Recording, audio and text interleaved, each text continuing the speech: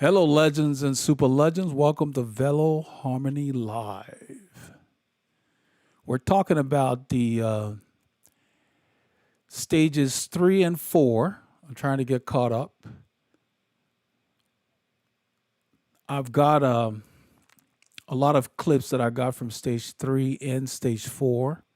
And what I want to talk about is that on stage 3, there were just a bunch of crashes again. And it was like, enough already. So it was kind of like from Lorient to Pontivy was where the route was. And so the guys, it was relatively flat for the most part, but still, there were a couple of descents. Like if you look at towards Pontivy there, that last downhill that's showing here, there were a bunch of fast descending going on, and guys just hit the deck.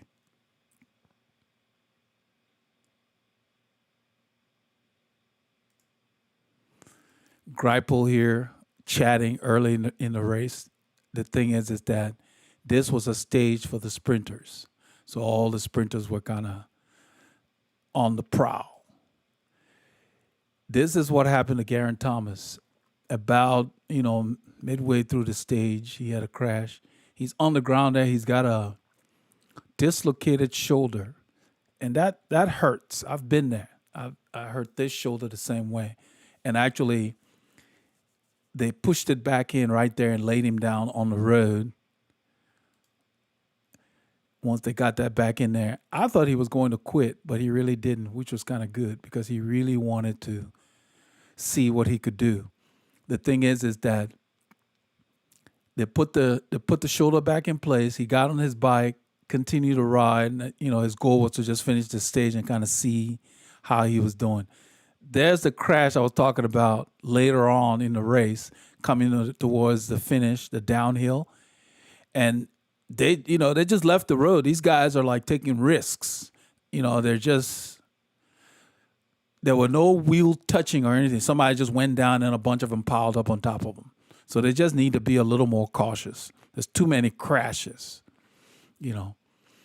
Towards the end of the race here, where you got the lead out, you see right here on the left is Sagan in white. That's Ewing on the right. He actually caused a crash because when he got on the right there, he hit this guy in front of him, Millier, who ended up winning the stage. Tim Millier, that's the guy in the blue being let out. This guy, the lotto rider, that sprinter from Australia. Hey, Alpine.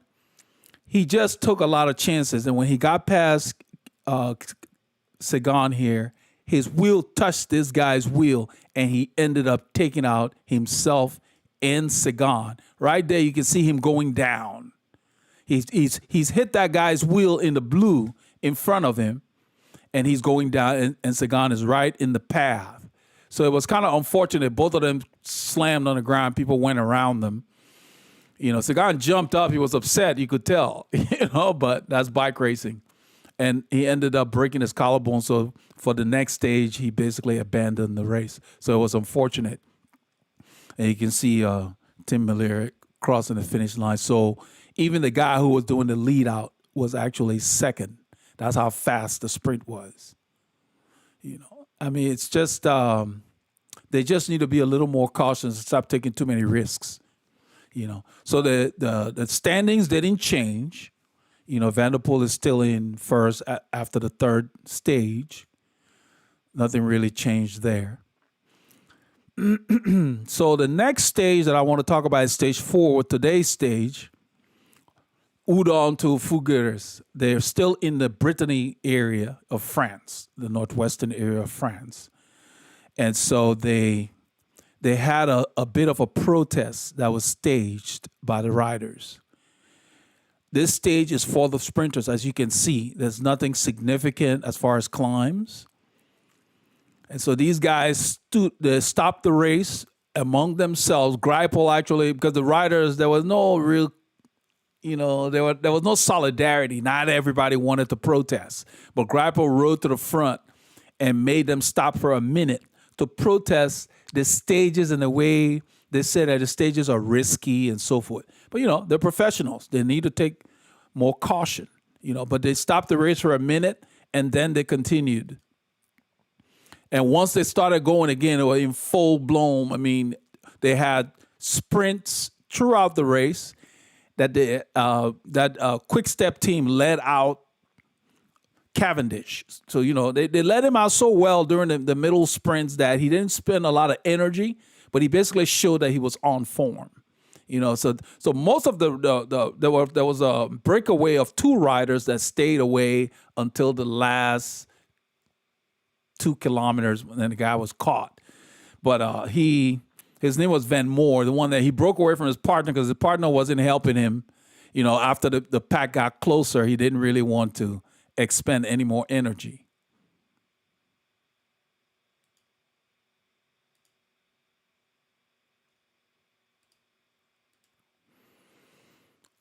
What I'm showing here is coming into the final stretch.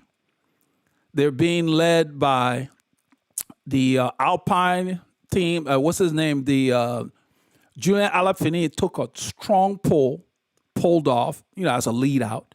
And then the Alpecin team took over. They started leading out, but Cavendish snuck in there to make sure that he got, some of the action on there. And you can see him cross the line. They basically were going so fast, and I believe he's probably riding like a 54 or 55. He always puts on a bigger chain ring when the stage is very flat. But they were going so fast that the sprint was very, very safe. Nobody was really taking chances because they were pretty much at top speed, and he had such a huge gear, and he really just rolled it across the line. But it was great to see him.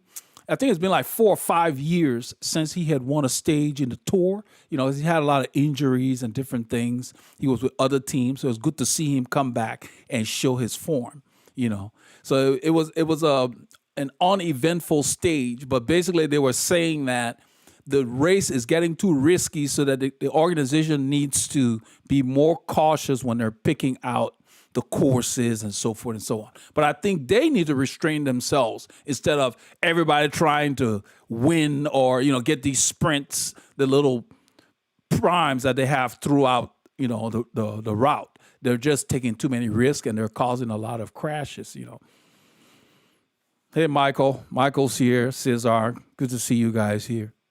Yeah, the stage, I enjoyed it because it was good to see them mention the risks involved. Bike racing is already risky. I don't know why they're taking so many chances.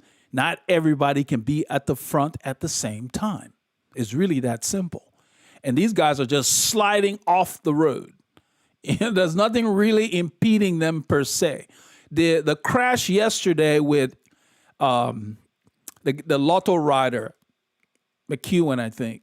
No, not McEwen. I forgot his name. His name is on the tip of my tongue. The sprinter. He quit today because he broke his collarbone. He's an Australian sprinter. I don't know why I don't remember. Yeah, Caleb Ewan from Australia. Yeah. So he actually caused the crash in the end. If you got to see it, basically he went by the wall between the barriers, and when he went by, he came over too early. So the guy who won the race was in second position, and Caleb Ewan hit the guy's rear wheel and went down and took out Peter Sagan long before they got to the finish line. And it was just, he was just a little reckless, but in the heat of the moment, he's in good form. He was trying to win the race, but still, so now he's out of the Tour. So it's kind of like, it was unfortunate. They interviewed Sagan, and Sagan was being diplomatic. He didn't really make any comments about it. But if you saw the clips, when he got up, Sagan got up right away, and he got up agitated. And then he kind of checked himself because it was like it was not necessary. This was long before the line. They were just kind of getting ready because the lead out was there. The guy who led out ended up taking second place, because once they crashed, nobody else was in contention, and it was not necessary. It's just good that Sagan could continue, but, Caleb knocked himself out of the race. He laid on the ground for a long time. It was a, it's a bit of concern because the rest of the race kept going around him. But I think that, but the thing with that guy's shoulder, they got to watch that, because when you dislocate your shoulder like that, you can't put a lot of weight on it. Because sometimes even if you're trying to lift your arm, it can come back out because it takes, a while for it to heal. So hopefully he'll be able to continue. But you can't put a lot of pressure. But it was good to see him stand up. After he got back on his bike, he was riding back to the pack. Teammates waited for him. They actually got him back into the pack, but it was good to see him stand a little bit. And so I think he was testing it. But the crash that he was involved in looked like it was a non-factor. You know how we go through these neighborhoods that have those speed bumps? It appears that they were busy chatting because the pace was kind of mild, and they were chatting and not paying attention because he was at the front. They were in front. And it looked like he hit that speed bump, and it probably bounced the bars out of his hands because he was the first one that went down. And so these guys they need to be a little more cautious. So I don't know what the protest was about, because I think it's on them to pay attention, because most of the crashes are brought on by them, Yeah, Jeffrey, yeah, you're right. I mean, the move that Caleb made, it was kind of risky. That was not necessary because they were not at the line yet. And really, Sagan had that guy's wheel. So when he went to the right, he came over too early as Tim was making his move to the right. So the guy's rear wheel caught his wheel, and he just kind of spun out like that. And that guy probably didn't even feel it, because they were going. He was making sure he stayed in the draft. It was just unfortunate. But they need to take more care of themselves. They throw their bodies around like rag dolls. It's just a bike race. They act like, it's just too many crashes. These guys are pros. I don't know why they fall so much.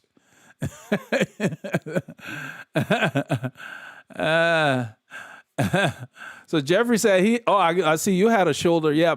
I dislocated mine when I used to race, and it took 12 weeks for it to heal, really. But I was gingerly managing it. I had it wrapped and everything most of the time, because you don't want it to keep popping out. Because if it continues to do that, at some point you may need surgery to prevent that from happening. So it was just they're just taking too many chances. There's 3 weeks of this race. So the first week, if you put everything out, but I guess these sprinters, like Caleb, is not thinking about the mountains and stuff like that. But still, you got to be aware of the other riders you're racing with, and not take out people like he did, So, but it was good to see Cav. So Cav is in the green jersey. I think I got a shot of him. He was,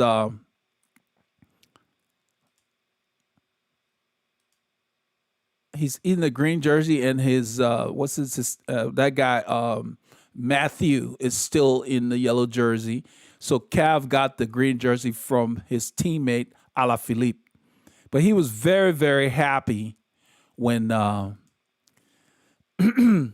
the standings stay the same. The guys who are in the top, they don't really contest the sprints. They may do lead out, like Matthew will lead out his teammates. But you can see Van der Poel, Alaphilippe, Carapaz. So now Carapaz is the team leader per se for Ineos, because Geraint Thomas, with that injury, they're probably just taking it day by day. So they started out with 4 guys being in contention on that team, and now it's down to just one guy, because, and there's your man Cav. It was good to see him up there. I'm sure it does a lot for his morale, because for many years he just had all kinds of bad luck. So it's good to see him back, because I remember when this guy used to just win stages at the Tour all the time. I think this is his 31st win or something like that. Let me see how many wins he's had, because I think he's won about 30 stages at the Tour or something like that. Let's see, Cavs stage wins. There we go.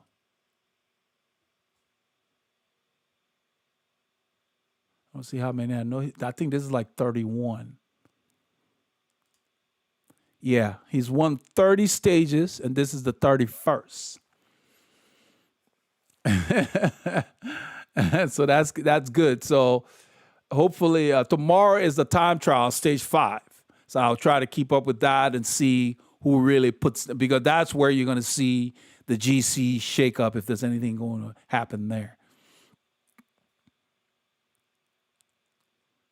Yeah, John, you're right. The thing is that the sprinters on the sprint stages are going for wins.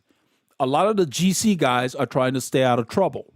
So yeah, they stay at the front, but they know they're not as fast as the sprinters, but they're all in there. And then what they do is right before the line, if they're not leading out or whatever, they're just kind of rolling with the bunch to make sure they don't lose any time to their rivals. But they're all close to each other. So if there's a crash, it can affect the GC guys.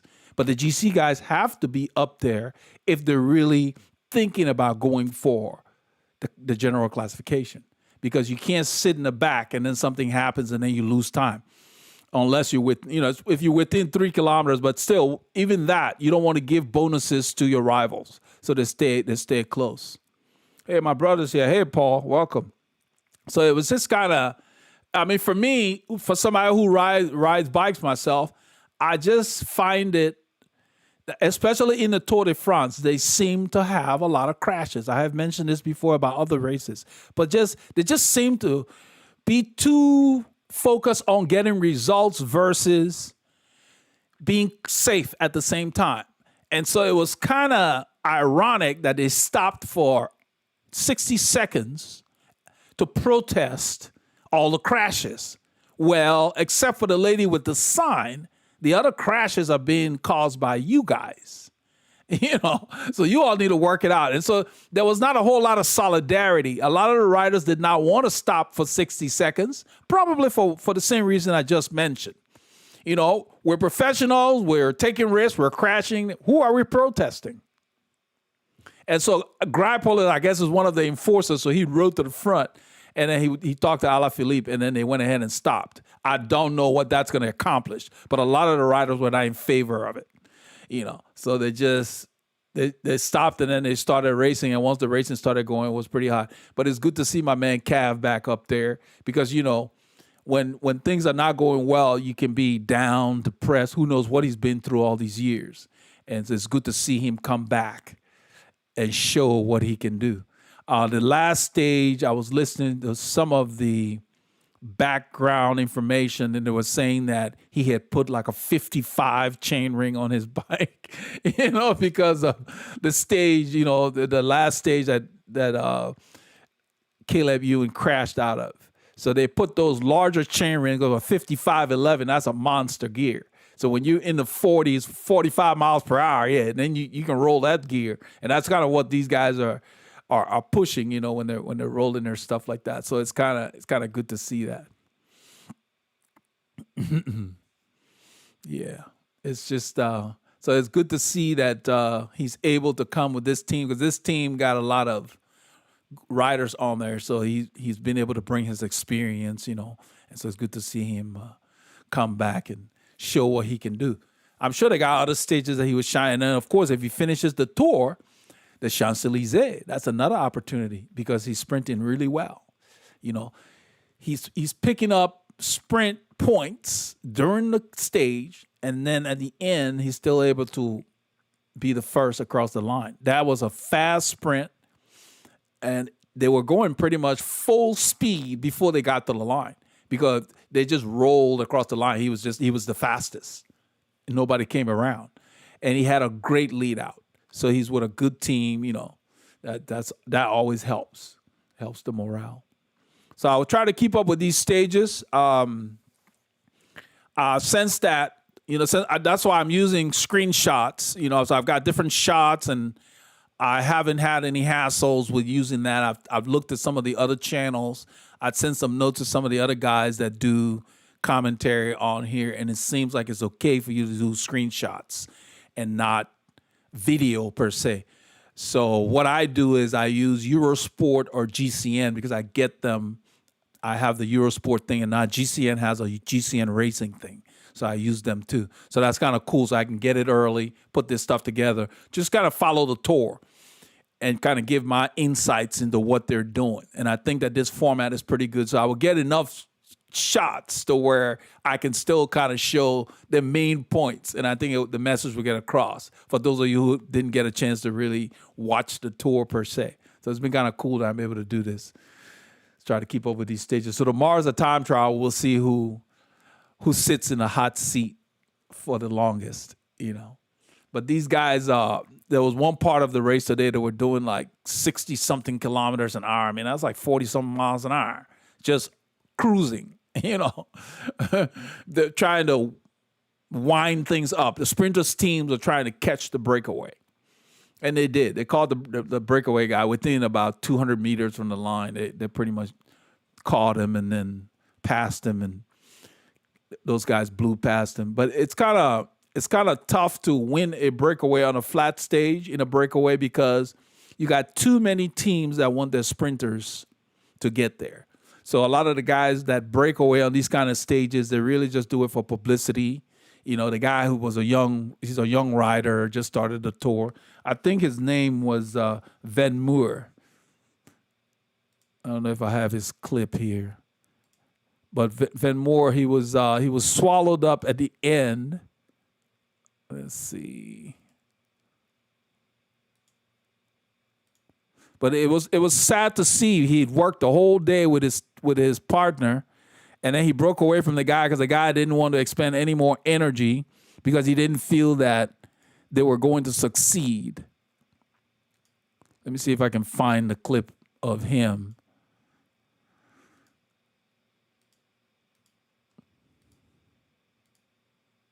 That's Grapple there. So whenever they have a profile like this, like you see there, all flat, yeah, the guys are going to be putting the bigger gears, the sprinters. They're going to be gearing up to make sure that they have a chance. So there he is being passed. You don't get a really good shot of him, but he's a new rider. And he had been in a breakaway with another guy, and the guy, like 20 kilometers to go, the guy didn't want to work anymore. And so he continued, and they caught him, at the 200-meter mark. If you look to the top left of that screen, it's 200 meters to go is when that's the lead out coming on him right there with 200 meters to go.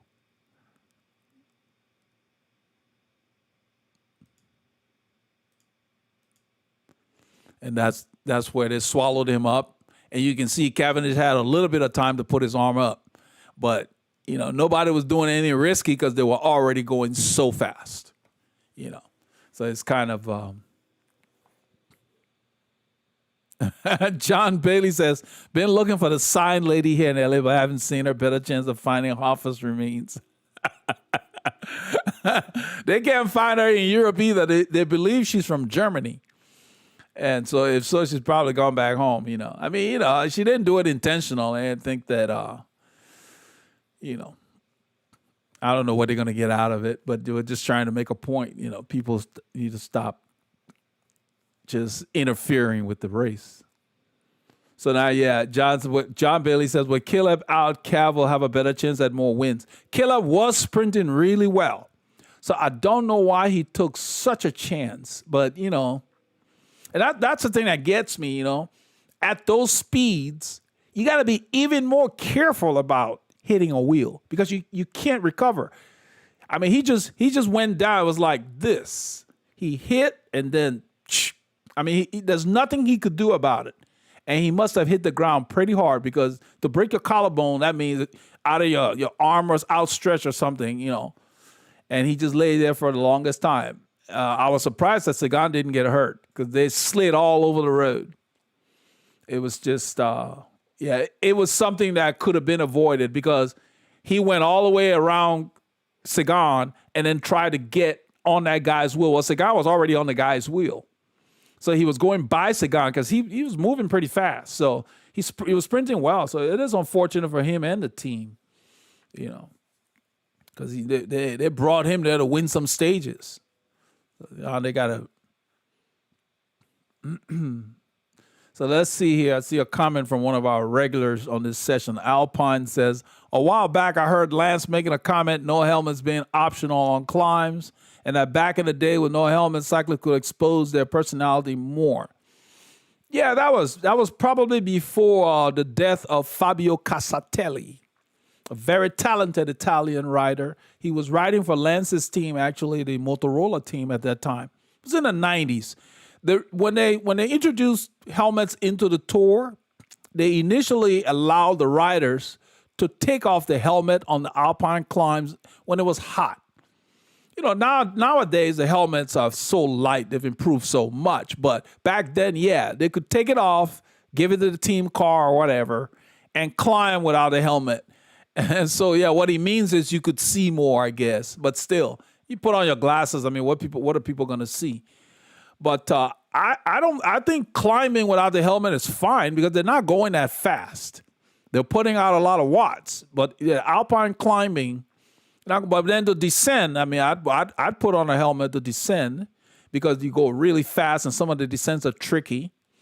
And that's where Fabio Casatelli got killed, was on a descent. He fell and hit his head. They have certain parts of the alpine passes where they put these concrete blocks on the side of the edge of the road. And he hit one of those. And, I don't know if a helmet would have made a difference, but who knows, So it was a good idea. So after that, it just started requiring the riders to wear helmets all the time. And look at all the crashing that's going on. They need to wear helmets. They ride like maniacs. I mean, they act like they don't care about their bodies. So they need to pay heed to their health. Because I watched the races and some of the crashes they're a joke. I'm like, okay, you're in a bike race. You need to be paying attention. You're not at home watching television. And some of them are just careless, not paying attention. So it's just a good idea. Back in the day, they used to wear those hair nets before helmets were prevalent. They were like little, made out of foam, some of them different colors, but they just kind of went across your head, and it didn't offer much protection, because it wasn't rigid like the foam that we have in our helmet. It was just soft. I don't know what it was made of. Some of them probably was made of vinyl with something in it, but there were head nets they used to wear. Some of the riders would wear them. They were not required. If you look at some of the older pictures, you'd see that. But it's just a good idea because many riders have been killed from crashing in races. So I don't understand why these guys, they just need to be more cautious. I mean, some of the stuff they do is like, just a bit reckless. Yeah, I use a helmet even if I'm just testing a bike on my street by my house. I use a helmet because it's just a good idea, and they look good. And some of them, you wear them, is like, you forget you're wearing them. That's why some people can forget their helmets when they drive to a group ride because it's so light. You think you have it and you don't. So, yeah, it's just a good idea nowadays. I mean, I'm sure if helmets were around back then, the guys would have welcomed it, especially like they are now. When helmets came out, they were kind of heavy. They look like a guy from space, And so now there's no excuse. So everybody wears it. Yeah. But I know what Lance means. You could see their faces. Guys be sweating. A lot of the guys would pour water on their head. Some of the spectators would pour, it was that time. It was back then, but I don't think the helmet hides that much. It's on your head, So, John said John Bailey says his friend has one of those hairnets, wears it on the vintage bike rides. Yeah. I don't think they do much. They look cool, Yeah, but I don't think they do much to protect your head. But that the helmet is just extra insurance. Because I'm wearing a helmet, it's not going to make me take extra risks. You're just trying to protect yourself because I've been on a ride. It wasn't a race. It was in a Clear Lake City area, South Houston. And one of the riders fell in front of me. It's a fast ride we used to do after work, hour and a half, just hammering. And he fell and hit his head on the curb, the little curb that's raised by the road. and I just saw his hair. He was wearing a helmet, thankfully, but it took out the piece of the helmet, and then the hair just went, and you could see the blood start on that red spot on his head. And if he weren't wearing a helmet, it would have been worse, because within a day or so, we saw him out spinning. He had a bandage and a new helmet on. And he did say, yeah, he was glad that he was wearing his helmet. I don't really know why he fell, but, when you're going hard like that, some people at their limit, things happen. But it happened right in front of me, and all I could do was steer out of the way. That's the thing with these guys. I don't care. The brakes don't matter. When somebody falls in front of you and you don't expect it, you can brake as hard as you want. It doesn't matter. You're going to go over them. And then people behind you are going to plow into you. So you have to try to steer out of it. And if you've seen some of the crashes where some of the guys, I saw some guys in Movistar, the crash yesterday, they steered around it. Because some of it, if you're not right there, you can steer around the rider. That's all you do. There's no braking going on. Something happens, you got to try to find a way out. Because if you stop too suddenly, the guy behind you is going to plow into you because he's not expecting it. So you really want to steer out of the way. You want to kind of diverge. That's the thing. Hey, Robert Tangler, welcome. Yeah, we're catching up on the tour, so we're doing 2 stages here. Our man Cavendish won stage 4, so it's good to see him going good.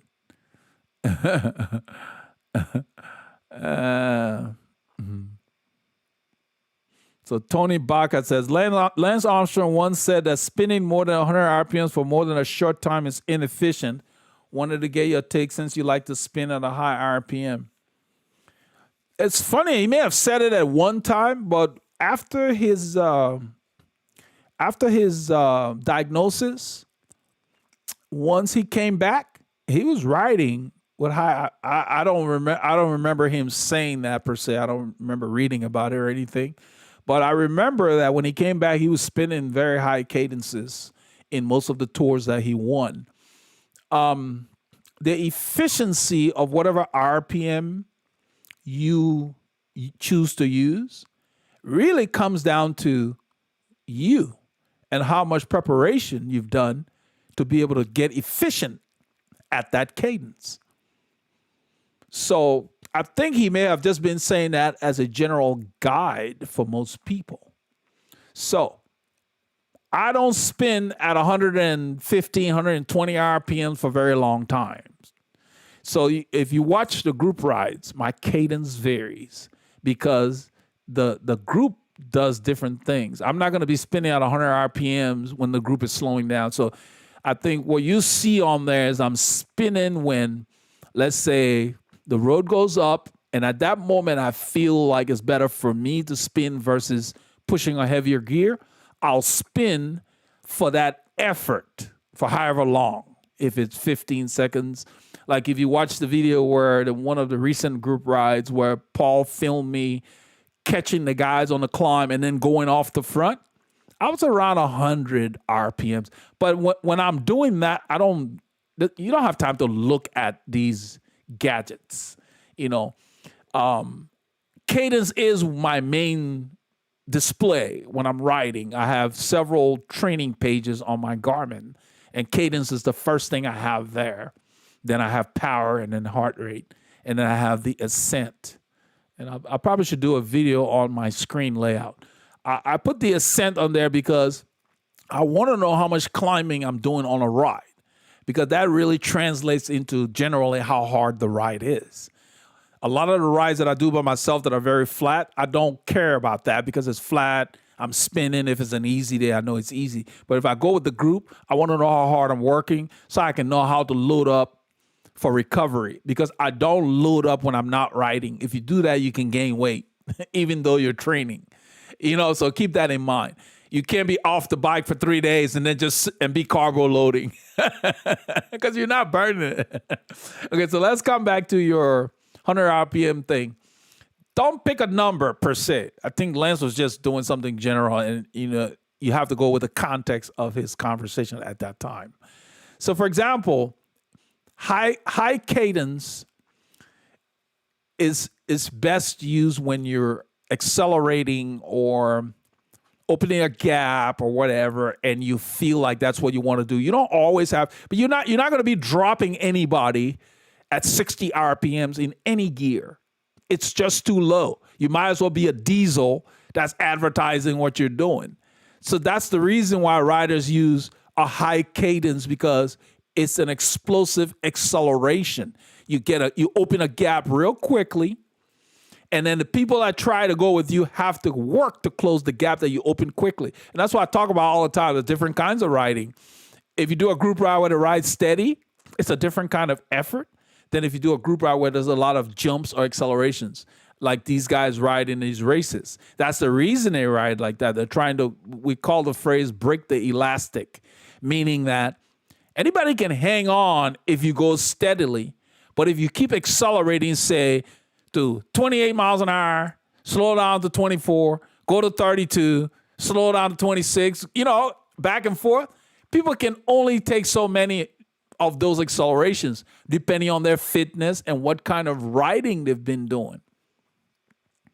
And so if you want to be able to tolerate that, you've got to train your body to use a higher cadence so that you don't wear out your legs. So it doesn't really matter what cadence you spin to if you're not spinning out the gear. If it just feels like you're flailing the gear, 100 RPM in a very small gear is inefficient. Because if you're in like the small chain ring, let's say a 39-19, and you're spinning at 100 RPMs, you're not really going very fast. And so if somebody's attacking and they're pulling away from you, you can't stay in that ratio. I don't care how much you spin. You've got to get in a larger gear and spin that gear. That's the joke people make about Eddie Merckx saying that somebody asked him, I don't know whether it's real or not. Somebody asked him, is it better to spin a small gear or a big gear? And he said, it's better to spin a big gear. And I believe what he meant is whatever gear you're riding, you need to be able to spin it. Otherwise, get out of it. If you can't handle the gear, then you need to train yourself to be able to handle it. Otherwise, use a gear you can handle so that when people accelerate, you'll be able to spin that gear. Now, within reason. That's why when we slow down the light, you downshift, just like in your car. You get in a gear so you can start off and not be lugging. So don't worry too much about the number. Focus on doing specific workouts that will enable you to tolerate higher cadences beyond your normal cruising cadence. And I think that may be what he was talking about. If you normally spin at 80, 85, and you've never practiced spinning at 100 RPMs, you're going to be burning more calories at 100 RPMs until your body gets acclimated to doing that. So yes, it can be inefficient, but not for everybody. There are riders that will spin at 105, 110. I like to spin, period, if the ride has a lot of speed changes. I don't really look at my cadence. I spin. If I can't feel the gear, I shift up to a gear I can feel, meaning just a little bit. Because if you can't feel the gear, then all that muscle mass that you're moving with spinning, you're wasting energy because you're not going anywhere. If you're just spinning a small gear and people pulling away from you, you're in the wrong gear. Nobody cares how well you spin. So keep that in mind. Yeah, don't worry about the number. If you want to be able to accelerate, you got to turn your gear faster so that the thing I talked about a while back about a dog, like you're riding down the road, a dog jumps out to chase you. You don't have time to shift. Spin the gear you're in and then shift. And then you already got that momentum and you will maintain that speed. That's just the way it is. But there are a lot of riders who can't spin because all they do is they act like they're in a time trial where they're riding at, say, 85, 90 RPMs. Like a lot of the triathletes, they train for like Kona, the top guys that train for Kona and so forth. They can ride a gear, but if you're riding 100 miles, they don't want to ride at 100 RPMs for 100 miles. It's kind of like being in your car. Once you accelerate, you want to get into cruising gear. Some cars have what they call overdrive, or, if it's a stick shift, 6-speed, 5-speed, put it in 5th gear, whatever it is. Once you get up to speed, then you need to cruise. So a lot of the triathletes get up to a cruising cadence in a gear they can handle. So they might be in a 53, let's say, depending on the terrain, say it's flat, reasonable wind. They might be in a 53.15 or 53.16 at 90, 93, or 85 thereabouts. They're holding, 23, 25, and they're riding for 5 or 6 hours in a, race, when they do the Ironman and stuff. So that kind of riding is different than a road race where the pack is yo-yoing the speed back and forth. So you got to be able to do both, because in a time trial, once you get up to speed, you want to get into the largest gear you can handle at your cruising cadence. That's why I talk about being able to handle different kinds of riding, making you more dynamic. So now it doesn't mean that you get in a big gear like some riders, I don't know their level, that we pass all the time, and you're riding at 65, 70, unless you're doing a specific muscular endurance workout. Riding around at 60, 70 RPMs, it doesn't do, it just wears you out, wears out your legs. You got to get that thing up a little more if you're really going to be competitive. But now, it depends, like I said, if you're doing a specific drill or something, but you don't want to be riding around at one range of cadence, like 60 to 70 all the time. Got to be able to do different things. Get through that red light. If the light goes, it's almost going to go as an old green light. It's going to go yellow. You got to be able to rev your gear and get through there. If you can't do that, you got to start working on that. Because that's what makes riding interesting. I never ride at one cadence. I shift a lot. I just, Paul always talks about it. He'll be behind me. He's like, man, I just saw you. I shift. I'm not shy. If the gear feels heavy, I look for something lighter. If it's too light, I shift up. I always want to be in as optimal gear as possible, because it's not possible to always be optimal, because we're only carrying certain ratios. But the terrain varies because the wind and different things every day. You can ride the same course and the weather will make things different from day to day. And that's what you adapt to. That's what makes cycling interesting. That's why you don't get bored with it, because you never master it. Because the terrain will always change on you. So I hope that helped answer your question there. It's kind of... it's kind of cool to be able to train like that, because when I ride solo, all I do is make sure I'm on top of the gear. I mentioned that one time on one of these sessions, and somebody wanted to know. I think maybe it was maybe it was a comment, but somebody wanted to know what I mean by on top of the gear.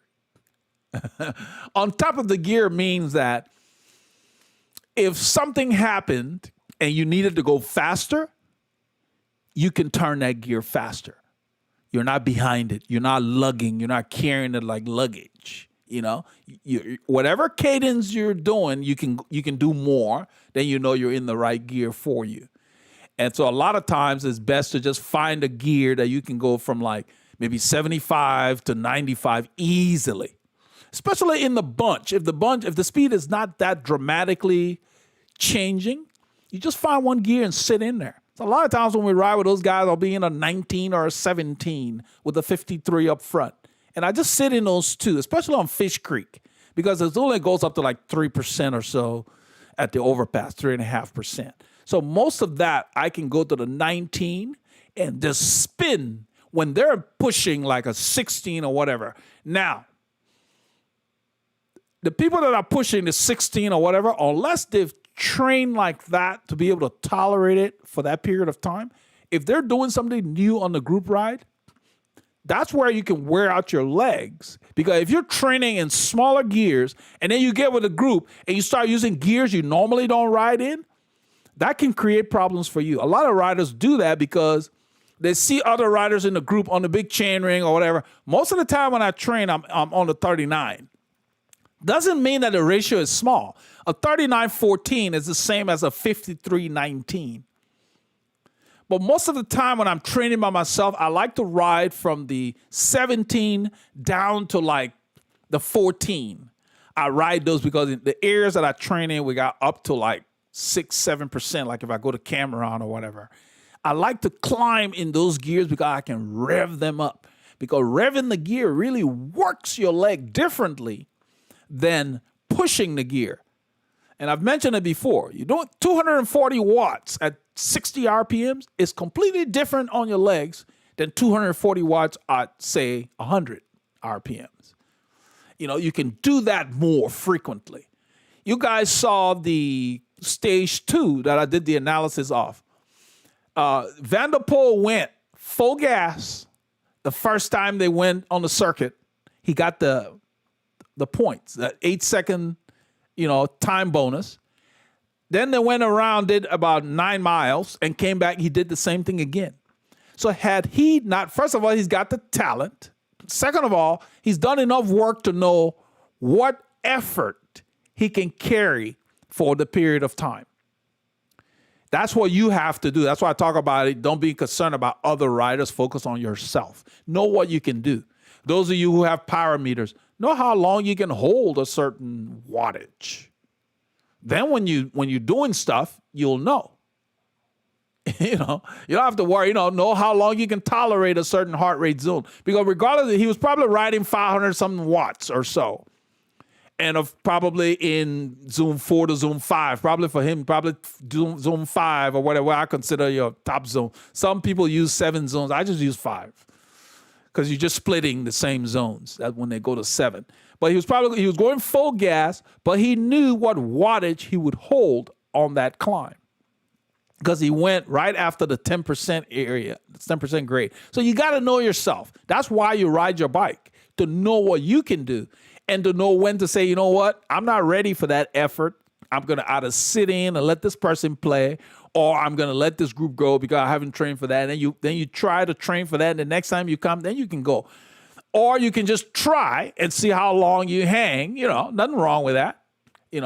So there's a lot of ways that you can enjoy cycling. That's why I tell people, don't worry about somebody getting dropped or whatever. It has no bearing on you. Focus on what you're trying to accomplish on that ride. Let's see here.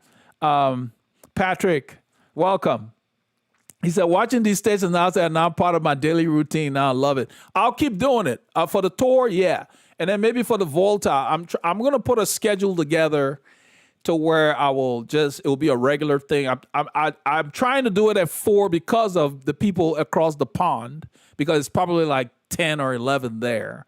And that way you guys can join us on this side. The guys in California, it's a little early for them. So I split the difference. And then for guys like Robert and my brother Paul, it's towards the end of the day. So I'm hoping they can join us at 4. 4 seems to be a good sweet spot right now. We're just kind of playing with that time. But that way we can accommodate everybody. And yeah, I'm going to keep doing it because I send some messages to YouTube. YouTube doesn't respond very timely. I know they're busy, I wanted to make sure that I could do this with no problems.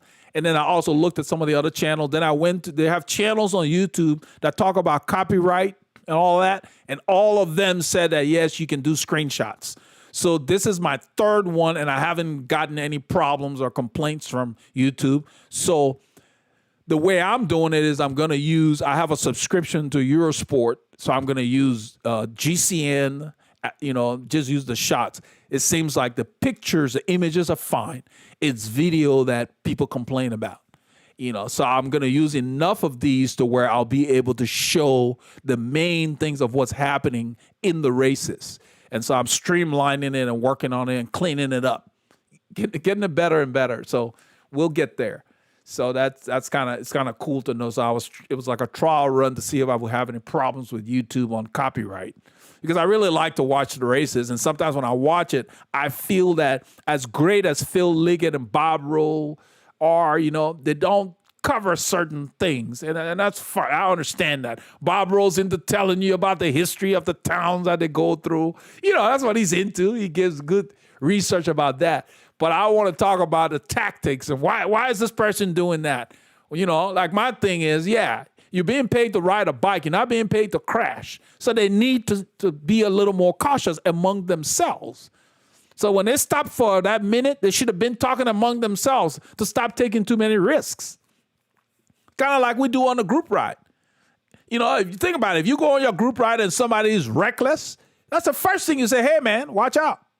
So I don't understand why they're not, griping at the people who are taking too many chances. Some things can be avoided. So they need to be a little more cautious. The idea is to do the race for 3 weeks, 2 or 3 days. The first week, all you guys slamming your bodies, people got collapsed lungs and all. I mean, it's just serious injuries. Different things happen. I mean, it's crazy, man, these guys. And I hate to see that. So when I'm watching it, I only watch it alone. I don't like for my wife to watch it because they crash too much. Because you know how it is. She doesn't ride with me all the time, but sometimes they worry. And so these guys are like, I told her, we don't ride like that. They couldn't print enough money and make me throw myself around like that. That's crazy. So, yeah, so the non-cyclists in the household don't like to see that carnage. So, yeah, Roger, yeah, and Primoz and he lost time. He and Thomas in stage 3. He was involved. He was probably involved in one of the crashes. He had to ride back. The teammates came for him and all of that. He was all bandaged up. And, this guy is going for a possible GC, and it's like people taking risks and creating hazards. It's just, so it doesn't matter where you are in this race. You can be at the front. They're crashing all over the place. I mean, Geraint Thomas was in the front with his teammates. Just not paying attention because I was looking at it. I ran the film back and forth, and then some of the commentators were saying, it looked like he hit the speed bump. Well, speed bump didn't look that bad. So they need to read the road. The pros, they ride all the time. So it's kind of embarrassing to see all these crashes. These guys are supposed to be the best riders in the world. You need to stay upright, guys. I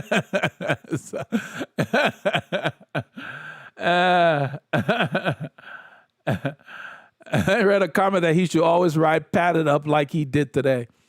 It's kind of, they need to take more care. They need to stop taking so many risks, And I like that the organization in the final sprint, if you're sprinting dangerously, they relegate you. They started doing that a few years ago. I think that's good to discourage, because the sprints just always used to be too crazy, If you're fast, you're fast. You don't need to be doing anything crazy. The fastest guy should be able to get across the line.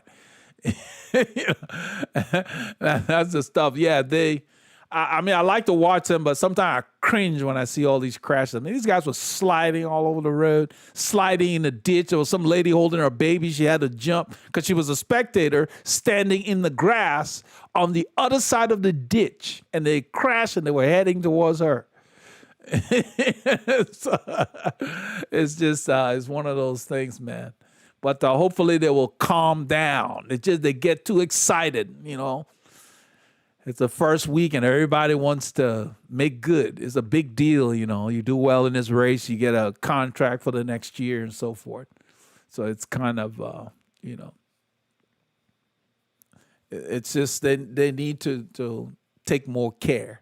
So tomorrow we're going to see the race of truth.